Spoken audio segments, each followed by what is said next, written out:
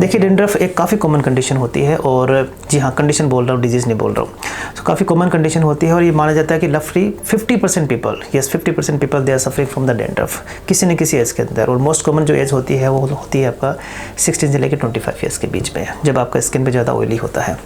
जब आपका स्किन ज़्यादा ऑयली होता है तो आपका डेंड्रफ ज़्यादा होता है। और ये देखा गया कि ज़्यादा कुछ प्रॉब्लम नहीं करता है, लेकिन ये हल्का सा साइकोलॉजिकल इम्पैक्ट ज़्यादा करता है। ओके, अगर आपके डेंड्रफ, स्काल्प पे डेंड्रफ है तो you will not feel comfortable and mild itching आपको होती रहती है, राइट।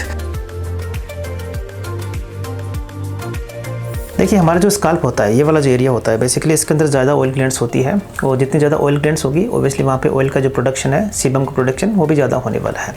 दूसरा पार्ट ये होता है कि ये वाला एरिया ज़्यादा डार्क होता है। डार्क का मतलब ये आपकी स्किन कलर से नहीं है। देखिए आपके जितने ज़्यादा हेयर होंगे ना, तो वहाँ पे क्या होता है कि आपका जो सनलाइट है वो बहुत कम होगा। तो ये दोनों चीज़ें एक फंगस के लिए सबसे अच्छा एनवायरनमेंट बन जाती है ग्रो करने के लिए, और उस फंगस का नाम है मालासेजिया ग्लोबसा। ये जो फंगस होती है हमारे स्काल्प के ऊपर, ऑयली ग्लैंड वाले एरिया के ऊपर ज़्यादा होती है। मीन्स आपका फेस हो गया, आपका स्काल्प हो गया, and upper chest and back वाले एरिया पे ज़्यादा होती है। जब ये आपके स्किन के ऊपर ग्रो करती है तो हमारा जो ऑयल होता है उसके अंदर कुछ चेंजेस करती है। देखिए जो मालासेजिया ग्लोबला जो फंगस होती है, बेसिकली ये एक तरह का ऑयल लविंग फंगस होती है, और ये ऑयल को कह सकते हैं कि एब्जॉर्ब करती है, और इसके लिए कैसे डाइट का एक पार्ट होता है।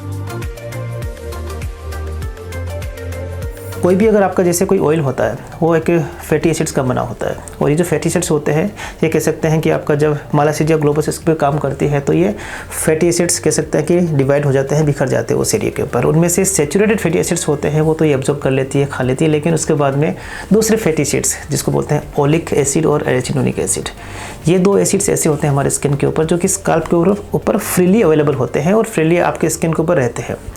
ये दोनों क्या करते हैं आपके लिए, जो ओलिक एसिड होता है स्किन को हल्का सा इरिटेट करने का काम करता है, और दूसरा जो एराचिडोनिक एसिड होता है वो बेसिकली स्किन को रेडनेस या रेसेस बनने का काम करता है। तो इस तरह से ये कह सकते हैं कि आपकी स्टार्टिंग हो जाती है आपके फंगस इन्फेक्शन में कुछ सिम्टम्स आने की। दूसरा पार्ट हम देखते हैं कि इसके अंदर स्केलिंग होती है। स्केलिंग मतलब हल्के हल्के से वाइटिश फ्लेक्स बनते हैं। तो ये फ्लेक्स क्यों बनते हैं हमारी स्किन के ऊपर, तो इसका भी बहुत अच्छा राज है। देखिए यही फंगस क्या करते हैं कि हमारे स्किन पे, देखिए पहले इन जनरल हम देखते हैं कि फ्लेक्स क्यों नहीं बनते हैं। हमारा जो स्किन होता है हमेशा श्रेड होता है, रोज़ हमेशा रिमूव होता है, लेकिन आप देखोगे कि उतना ज़्यादा विजिबल नहीं होता है स्किन वगैरह, है ना। You are not able to see any kind of shreds on the skin. लेकिन जब आपका फंगस का एक्शन होता है तब आपको श्रेडिंग ज़्यादा मिलती है। इसके पीछे क्या रीज़न होता है कि जब हमारी स्किन जो डेड स्किन रिमूव होती है ना, वो एक सिंगल सेल्स के हिसाब से बहुत छोटे छोटे टुकड़ों में रिमूव होती है, बिकॉज उसमें कुछ ऐसे एंजाइम्स होते हैं जो कि उसको छोटे छोटे टुकड़ों में तोड़ देते हैं, और मोस्ट ऑफ टाइम हमें कह सकते हैं विजिबल उसमें श्रेडिंग दिखाई नहीं देती है। तो अब इसको हम बोलते हैं इनविजिबल श्रेडिंग। तो पूरे बॉडी पे तो होती है हमारी इनविजिबल श्रेडिंग, लेकिन स्काल्प के ऊपर फंगस की वजह से क्या होता है कि आपका विजिबल श्रेडिंग का पार्ट बन जाता है। वो जो एंजाइम्स जो हमारी डेड स्किन को तोड़ने का काम करते हैं, कह सकते हैं कि छोटे छोटे पार्ट्स में डिवाइड करने का काम करते हैं, उस एंजाइम की एक्टिविटी को ये बंद कर देता है, कम कर देता है, ये मालासेजिया ग्लोबसा। ओके, तो इससे क्या होता है कि आपका कह सकते हैं कि आपका खूब सारा फ्लेक्स दिखते हैं, बड़े बड़े स्किल्स दिखती है यहाँ पर, राइट। तो ये दो पार्ट हो गया।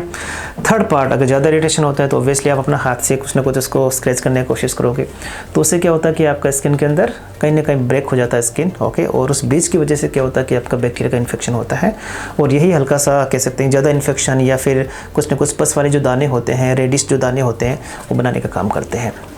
तो इस तरह से आपका कह सकते हैं कि धीरे धीरे आपका एक फंगस का पार्ट जो कि बैक्टीरिया में कन्वर्ट हो जाता है, बैक्टीरिया में का एड ऑन हो जाता है।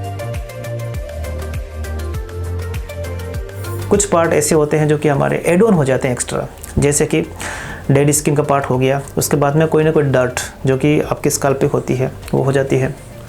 थर्ड होता है कि अगर हम कुछ ऑयल लगाते हैं या और कुछ होता है।